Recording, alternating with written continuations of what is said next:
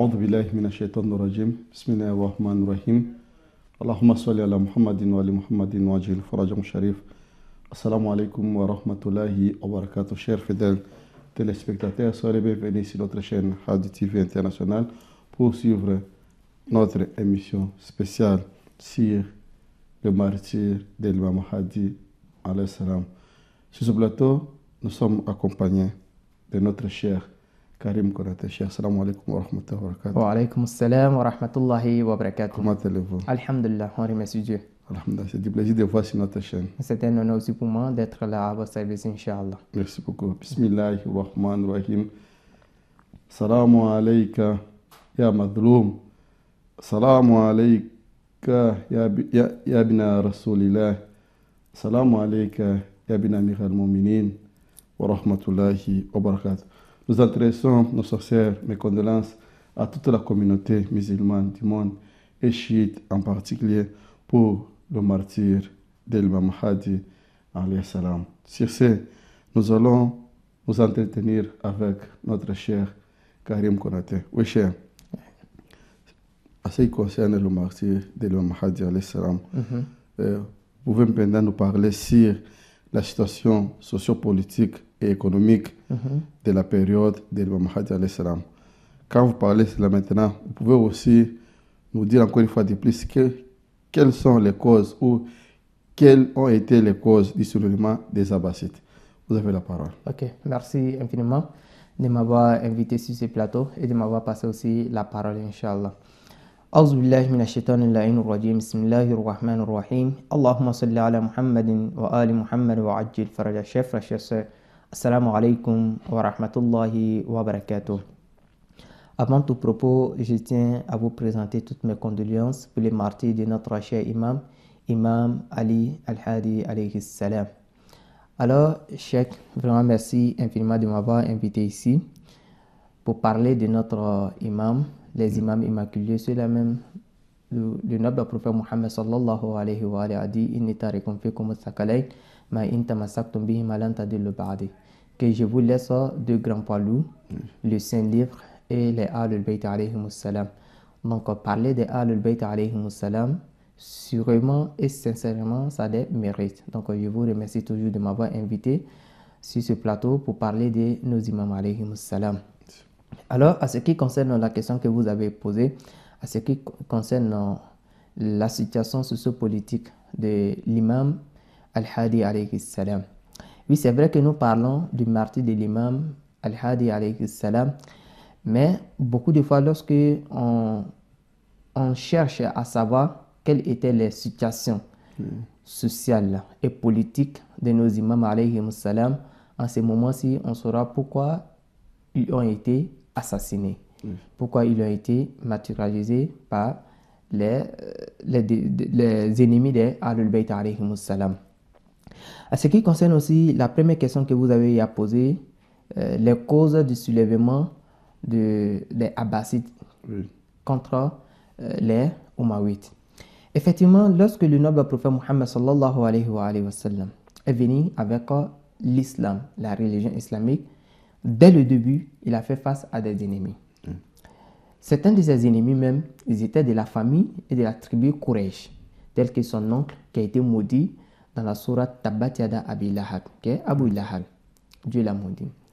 Et en dehors de ces ennemis-là, il y avait d'autres ennemis qui étaient en face de lui. Et l'un de ses ennemis était Abi Sufyan.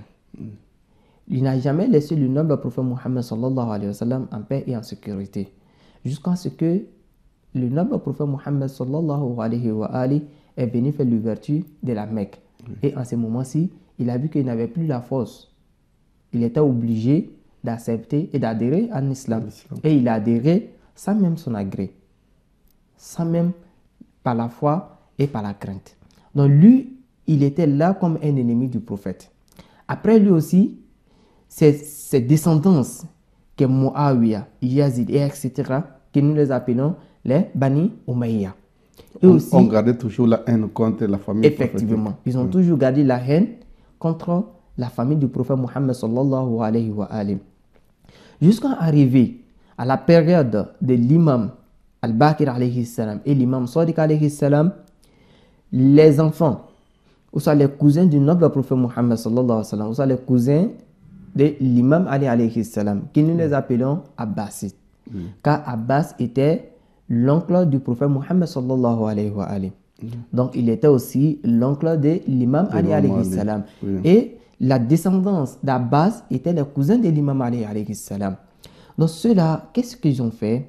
Eux aussi sont venus dire non, nous ne pouvons pas accepter cela.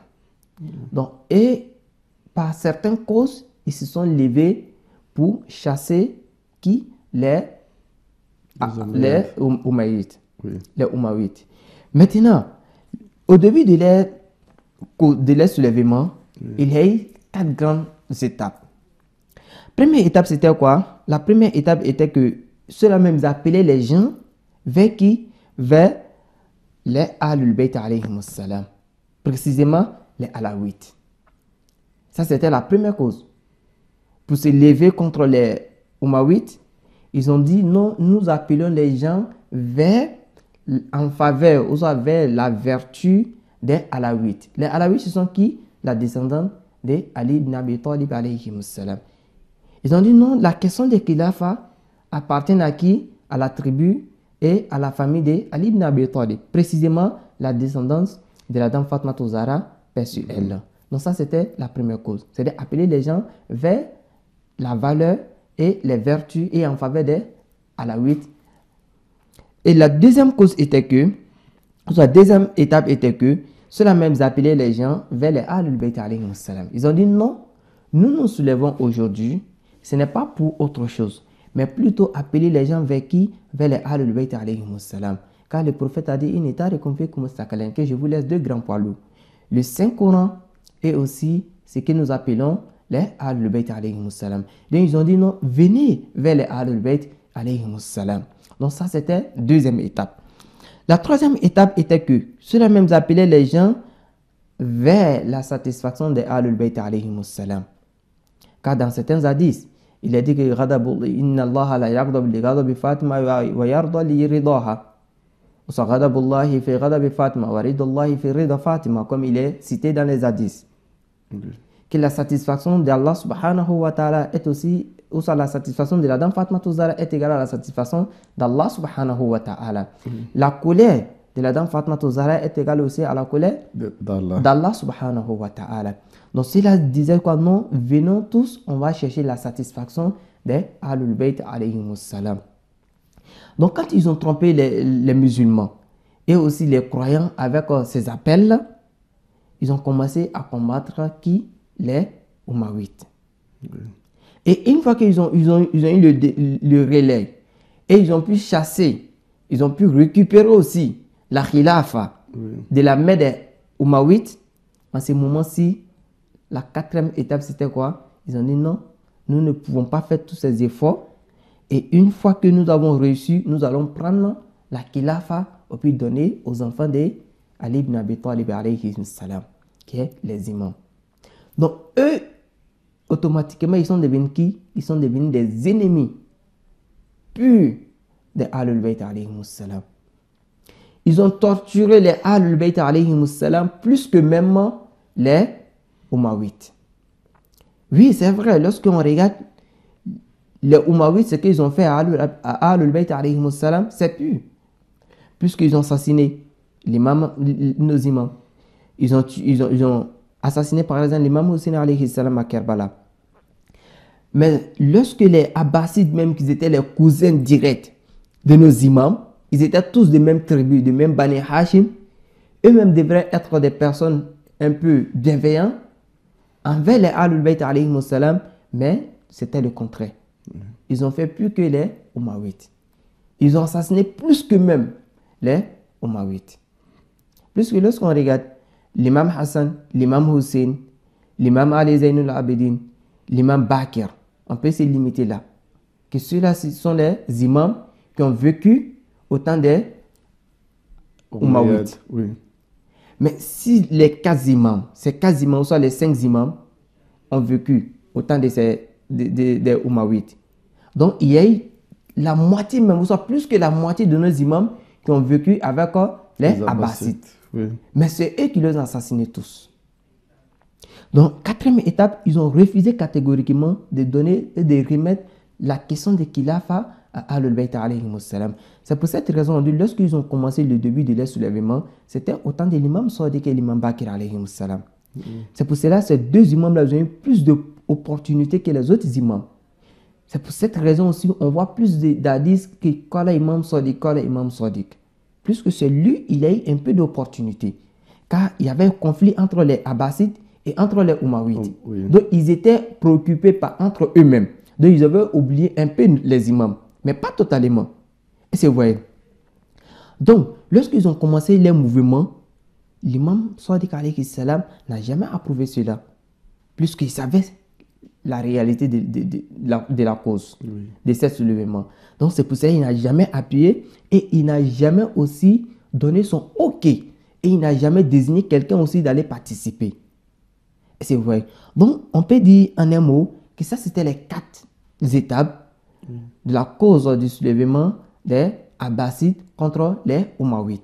Maintenant, lorsqu'on regarde l'histoire et la biographie de l'imam Al-Hadi alayhi salam, on verra qu'après l'assassinat de son père, qui est l'imam Jawad alayhi salam, il a pris l'imam. Oui. Il est devenu l'imam après l'assassinat et le martyr de son père, qui est l'imam Jawad alayhi salam. L'imam Jawad, c'est le 9e imam. C'est notre 9e imam. Et l'imam Hadi alayhi salam est le 10e imam. Et l'imam Jawad aussi est le premier imam qui a pris l'imam à bas âge.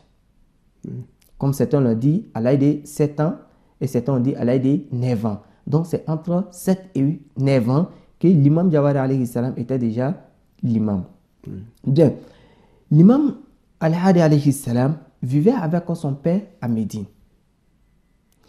Et une fois que Ma'moun était calife, alors il a fait appel à l'imam Jawad alayhi salam, ou ça, à Bagdad, Samra plutôt.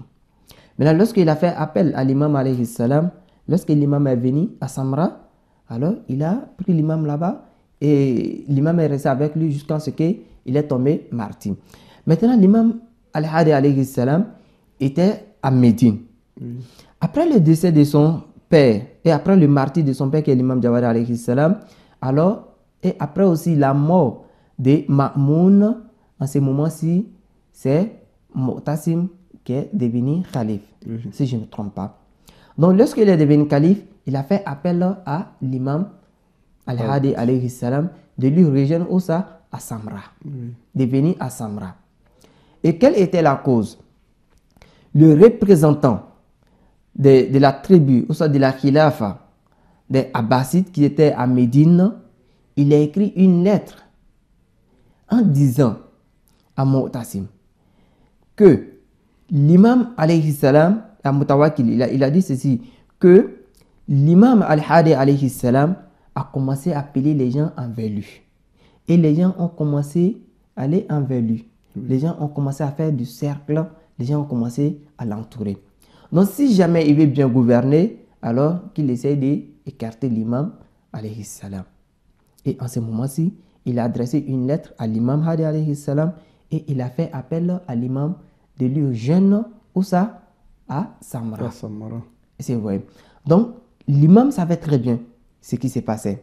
Donc, l'imam aussi a donné des consignes à la communauté chiite, aux musulmans, et il a pris le chemin, il est parti. Donc, en ce moment-ci, son fils était déjà là, l'imam Al-Hassan al-Askari alayhi salam. Oui.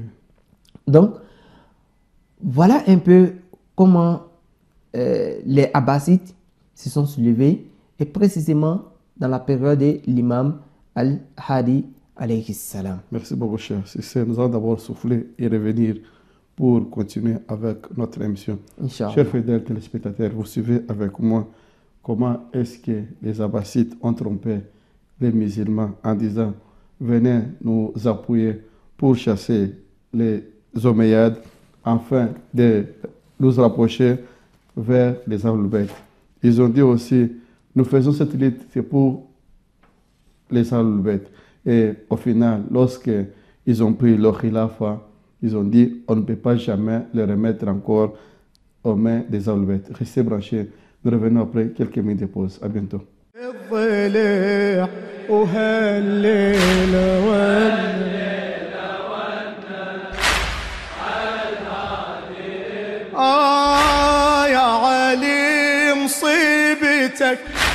تصعب على البشر لو جيبي القلبك بهالمصيبة انفطر يا علي مصيبتك تصعب على البشر لو جيبي القلبك بهالمصيبة انفطر كدرتها الشمس وكسرتها القمر من ضليع فاطمة بالظلام انكسر يا حيدر انت السيف وتهزي الحرب عاجب الونينك من تجرها وتنظر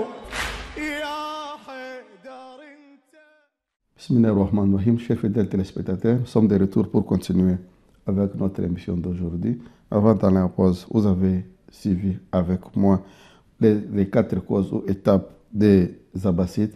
Et cher, maintenant, vous pouvez nous expliquer quelle a été la politique de Mutawakkil envers l'imam Hadi alayhi salam. Ok, merci infiniment. Assalamu alaikum wa rahmatullahi wa barakatuh. Allahumma salli ala Muhammadin wa ali Muhammad wa ajil faraya. Effectivement, lorsque Mutawakkil est devenu le calife, puisque l'imam Al-Hadi alayhi salam a vécu avec 6 khalifes de la tribu abbasside. C'est-à-dire, puisque la période de l'imam Hadi alayhi salam a duré de 36 ans. Et durant ces 36 ans, il y a eu 6 khalifes de la tribu des Abbasides qui ont vécu dans la même période avec l'imam Al-Hadi alayhi salam. Mais parmi ces 6 khalifes, la personne même qui a marqué plus son temps et sa période avec l'imam Al-Hadi alayhi salam, c'est Mutawakkil. C'est pour cette raison que nous allons essayer de parler de sa politique envers l'imam Al-Hadi alayhi salam. Premièrement, pour avoir le contrôle sur l'imam alayhi salam, l'imam Hadi alayhi salam, il a déplacé l'imam Al-Hadi alayhi salam de la ville de Médine à Samra. Puis étant loin de lui, alors il voyait qu'il ne pouvait pas tellement contrôler l'imam alayhi salam. Et comme nous l'avons dit aussi, son représentant qui était à Médine, il a écrit une lettre et il a adressé une lettre à Mutawakkil en lui disant que les chiites et les musulmans ont commencé à faire le tour autour de l'imam alayhi salam. Et s'il ne fait pas attention, il risque de perdre le pouvoir à Médine. Donc c'est pour cette raison qu'il a déplacé l'imam de Samra et de Médine à Samra. Oui. Et ça, c'était dès le décès de son père et aussi vers l'an 232, 233 par exemple. Oui, par là, il faut signaler aux téléspectateurs que dans ce temps-là, Samarra était la capitale du monde musulman ou bien du pays islamique. Effectivement. La capitale était à Samarra, qui est en Irak. En Irak Mais actuellement, pas la Médine comme auparavant. Effectivement. Donc, ça, c'était la première des choses. Maintenant, là encore, qu'est-ce qu'il a fait? Lorsqu'il a fait appel à l'imam alayhi salam, et quand l'imam est venu, il a voulu dénigrer et déshonorer l'imam alayhi salam. Donc, la première des choses qu'il a adoptée était que il a accueilli l'imam, ou soit il a transféré l'imam dans une localité, soit dans un endroit où les pauvres habitaient. En croyant que lorsque l'imam va se retrouver au milieu de ces pauvres, alors les chiites qui étaient à Samarra, qui étaient en Irak, et etc., alors ils vont s'éloigner de l'imam, ils vont dire, ah, l'imam est devenu très pauvre, ou soit l'imam n'a plus de valeur, regarde où l'imam est logé. Mais ça a été le contraire.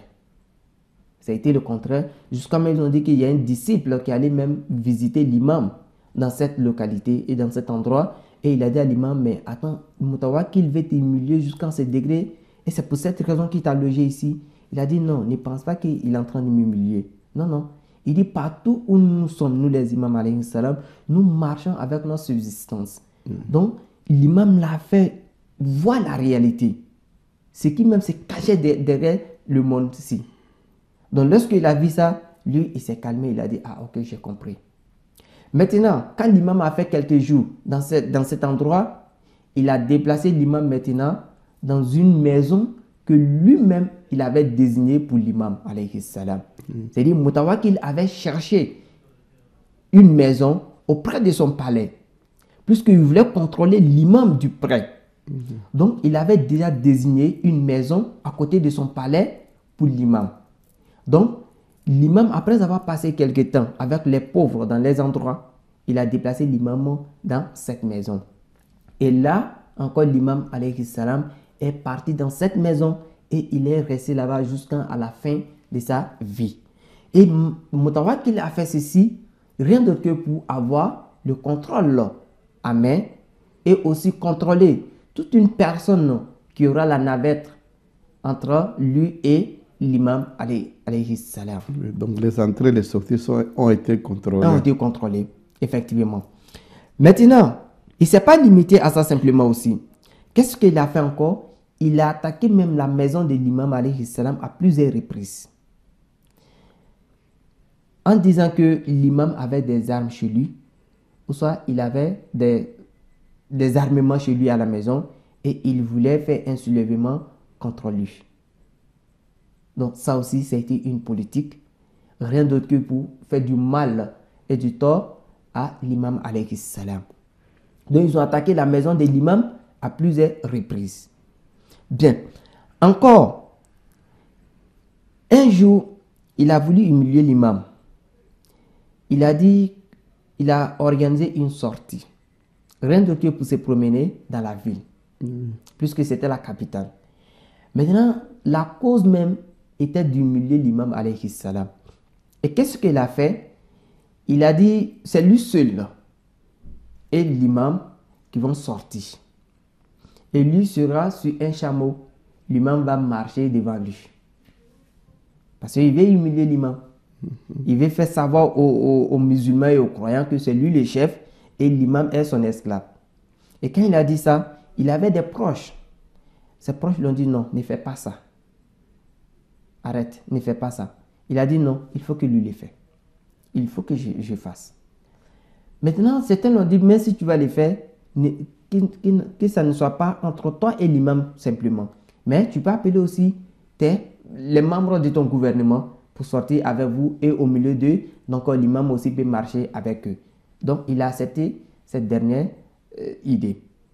Donc il a organisé la marche et ils sont sortis tous. Oui. Et il a demandé à l'imam de marcher avec les autres.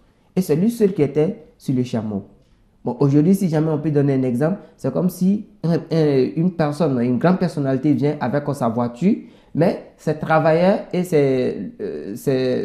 les personnes qui travaillent avec lui, ces travailleurs, Oui. eux, ils sont en train de marcher, mais lui, celui-là, il est dans la voiture et les autres sont là, marcher. Non, c'est ce qu'il a fait. Il a fait ça avec l'imam alayhi salam. Maintenant, la deuxième cause, ou soit la deuxième méthode politique que Mutawakkil a adoptée envers l'imam alayhi salam Oui. était sa haine. Sa haine et l'animosité qu'il avait envers l'imam Ali alayhi salam. Mutawakkil, parmi les khalifes abbassides, était l'un des purs khalifes. Il avait une haine envers l'imam alayhi salam qu'on ne pouvait pas expliquer. Donc, on dit même qu'à un moment donné, en face ou soit en présence du public, Mutawakkil insultait l'imam Ali alayhi salam. Il injurait l'imam Amir al-Mu'minin Ali ibn Abi Talib alayhi salam. Et tantôt, il ne se limitait même pas à ça. Il demandait souvent même à une personne de se faire passer comme l'imam Ali alayhi salam. Il lui demandait de s'habiller comme l'imam Amir al-Mu'minin alayhi salam. Et lorsque ce dernier aussi s'habille comme Ali ibn Abi Talib Amir al-Mu'minin alayhi salam, alors il commence à insulter ce dernier. Il commence à l'injurer. Alors, Mutawakkil n'est pas la première personne qui a fait ça. La personne même qui a fondé cette traduction, c'est-à-dire la traduction d'insulter, d'injurer l'imam Ali ibn Abi Talib alayhi salam, c'est plutôt Muawiyah. Oui. C'est vrai. Et l'hadith se trouve dans les livres authentiques de nos frères sunnites. S'il veut qu'il peut aller regarder dans Sahih Muslim, ça se trouve là-dedans. C'est vrai. Donc, les autres qui sont venus après Muawiyah, il y a certains qui ont adopté la même politique. C'est-à-dire insulter l'imam Amir al-Mu'minin alayhi salam, l'injurer. Quand nous savons ça, ça dirait plus de 25 cas où on injurait l'imam Ali sur les mimbars. Effectivement. Oui. Il y a certains même qui disent que presque un siècle, qu'ils insultaient l'imam Amir al-Mu'minin alayhi salam. C'était devenu, après la prière par exemple, on nous demande de faire les tasbihat de Fatma Zahra salamullahi alayha. C'est-à-dire Allahu Akbar, subhanallah walhamdulillah. On nous demande de zikrer cela. 34, 33, 33. À la place de ça, c'était plutôt la malédiction de Ali ibn Abi Talib alayhi salam après la prière. Tellement qu'ils avaient la haine envers lui. Donc Mutawakkil aussi a adopté la même chose. On dit même qu'un jour, il a fait ça en face du public. Il avait un fils au nom de Muntasir. Muntasir n'a pas aimé cela. Et lui, il s'est opposé. Lorsque ce dernier s'est opposé, malgré que c'est son propre fils, il a tué ce dernier-ci. Donc, il faisait tout cela pour faire du mal à l'imam alayhi salam et pousser l'imam alayhi salam à réagir. Mais l'imam a toujours gardé la colère dans son cœur, car il ne pouvait pas faire autre chose. Et c'est là même que At-Taqiyya a commencé. Au temps de son père même qui était l'imam Jawad alayhi salam, l'imam Muhammad Jawad At-Taqi, et son nom même c'était At-Taqi. Puisque ces Abbasites-là, ils ont adopté des politiques pour pousser les imams à réagir. Et les imams étaient obligés d'adopter une autre politique. Pour sauvegarder toujours l'islam. L'islam. Pour sauvegarder l'islam. Il accepte l'humiliation, mais aussi, l'islam soit gardé. Effectivement. Et pour protéger la dignité des musulmans. Et le sang des musulmans aussi. Sinon, s'ils voulaient réagir, ils pouvaient réagir. Oui. Mais ils ont adopté ce que nous appelons la taqiyya. Et c'est vrai. Donc l'imam est resté là. Ça lui faisait mal. Car personne n'aime qu'on dénigre ses parents, et etc. Précisément, le prince des croyants, Amir al-Mu'minin alayhi salam. Donc, Mutawakkil avait adopté cette politique aussi. En bafouant aussi, car Dieu nous dit la dignité humaine est sacrée, et les bafouer toujours. Effectivement, malheureusement. Donc ça, c'était la politique des Abbasides et aussi les ennemis des Ahlul Bayt alayhimus salam envers les Ahlul Bayt. Troisième politique qu'il a adoptée était la destruction du sanctuaire de l'imam Al-Hussein alayhi salam. Mutawakkil, il a vu la tombe de ses parents qui étaient délaissés. Personne n'allait faire la ziyara. Personne ne partait envers cette tombe. Dans cette tombe, ils étaient tous délaissés. Mutawakil, pour pouvoir détruire le sanctuaire de l'imam Hussein alayhi salam, il a passé à plusieurs étapes. Première étape qu'il a passé d'abord, c'était l'interdiction de la ziyara de l'imam Hussein alayhi salam. Il a interdit la visite et la ziyara, que nous appelons la visite pieuse, ou soit le pèlerinage du sanctuaire de l'imam Hussein alayhi salam. Car aujourd'hui, ceci est devenu, si on peut le dire, un symbole pour les chiites. La visite de l'imam Hussein alayhi salam. Car nous voyons, pendant le mois de Muharram, combien de milliers de personnes, partout dans le monde entier, se dirigent vers le sanctuaire de l'imam Hussein alayhi salam, Sayyid Shuhada. Surtout l'événement d'Arba'in. Effectivement. Et quand c'est l'événement d'Arba'in, encore le 40e de l'imam Hussein alayhi salam, alors encore on a plus de 20 millions de pèlerins, 20 millions de visiteurs. Et alhamdulillah, nous avons une grâce d'effectuer ce pèlerinage. Et je prie Allah subhanahu wa ta'ala qu'il accorde aussi une chance à toute une personne qui nous regarde actuellement ici pour aller visiter un jour le sanctuaire de l'imam Hussein alayhi salam et faire aussi des invocations dans le sanctuaire de l'imam Hussein alayhi salam.